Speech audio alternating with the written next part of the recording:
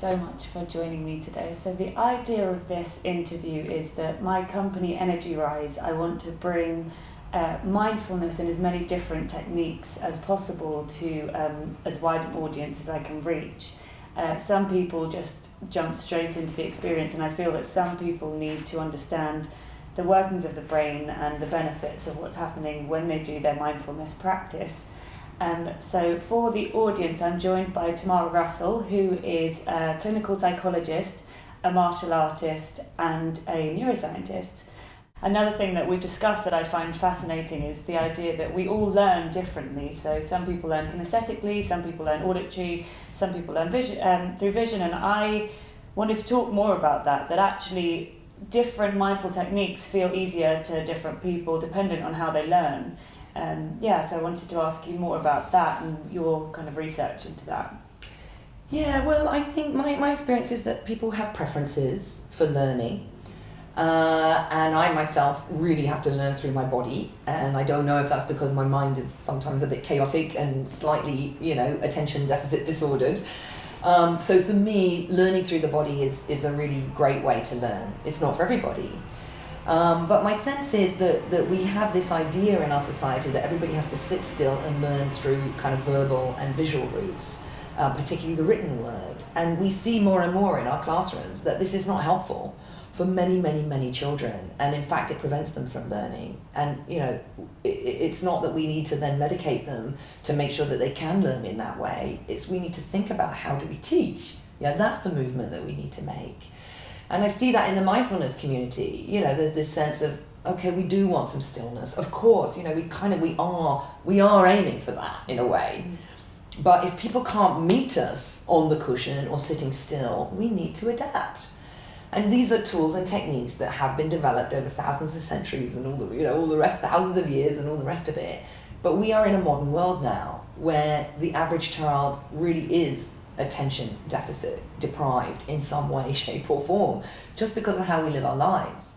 So for them, I really find that movement is the way to go. I also get frustrated because people have been sitting at their desks all day for 8 hours, and then they come to a class in the evening and they have to sit still again. No, they need to move their bodies. Let's get into the body. Let's work with the body. Let's free up the body. This is where the emotions are. It's where the passions are. It's where the creativity is. And, sitting all day and then coming and sitting again in a mindfulness class, for me, that just doesn't make sense as well. But I like to learn in a multimodal way. So I always check, my preference is movement, but I know probably my learning edge is seated practices.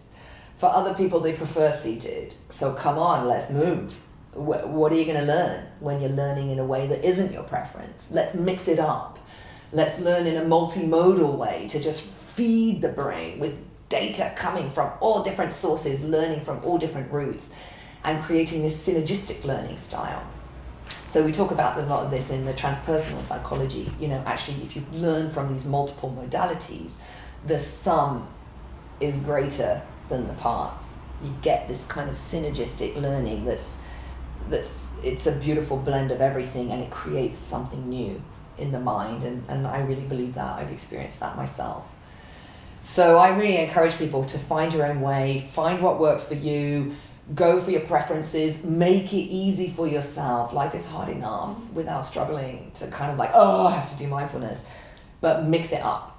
Mix it up and challenge yourself a little bit, and you might get some surprises and some extra learning. Yeah. I certainly have through that. I started with a seated practice, and then when I explored that you could bring mindfulness to movement and explored how many different ways of movement there is that you can bring mindfulness to, it certainly accelerated my process. But I think you're right, doing a mixture of all of them is the key, and also knowing that there are that many options for somebody that's just starting out is actually, I hope, for the audience watching, that actually makes it much more accessible, and do what you love. Yeah. Maybe that's the way in, to start with mindfulness. Find something that really feels good for your body so that you get excited about it, because it should be about bringing something enjoyable into your life and not something that is another thing to add to your life, which is another stress, because the idea is to de-stress, I find.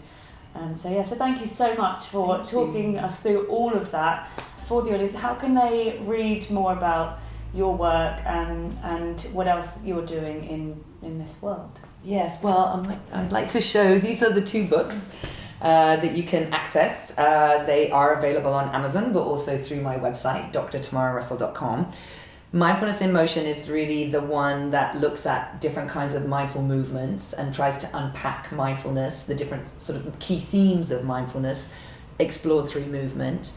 I also have a video online now as well, so you can access, again, via Dr. Tamara Russell, how to get the online video or the book. And then the model that I showed is in this small, very handy, pocket-sized book, fits in your handbag, old school, I know. But it's a good book because it's just like dip in.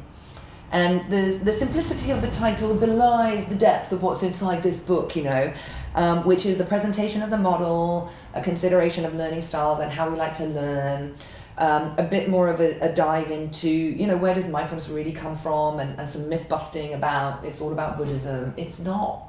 It's all about the human endeavour to understand the mind, and humans have done that in all sorts of weird and wonderful ways over the centuries. So I talk about that. And then some really kind of like future thinking, like what does society look like if we could kind of bring in whole systems mindfulness, and this piece around, which I call mindfulness 360 design, which is what happens to our services, our organizations, our therapy, our yoga, our whatever it is that we're doing. If we bring this mindful lens of care and attention and compassion to it, what does the world look like? And that's kind of what's really getting me excited now. So yeah, thank you for the opportunity to share. My pleasure. Go and buy either of those books, and I think everyone should, because we should all be aware of mindfulness.